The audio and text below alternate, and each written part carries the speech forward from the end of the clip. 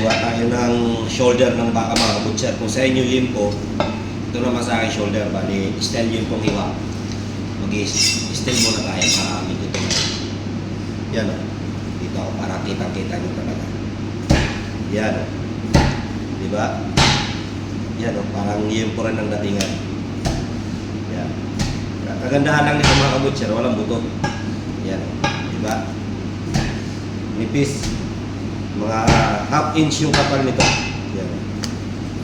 Ganun lang magiwa mga kabutcher. Kung sa inyo yan po, sa akin naman baka.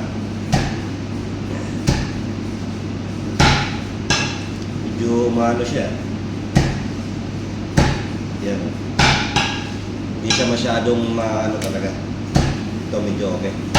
Dapat talaga dalawang bagsakan para maganda yung hiwa. Yan. Yan. Kailangan matalin din yung panaga mo mga kabutcher. Parang yun po lang yan. Style yan. Yan. Oh, ganda diba? Okay, slice. Yan. Yempo. Yempo style.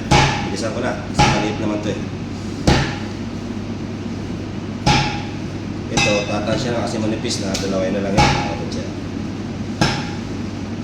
Diba? Halos ganda ng pagkahiwa rin ng beef yempo yan o. Diba? Pang grill. The best no? Okay mga kabutcher.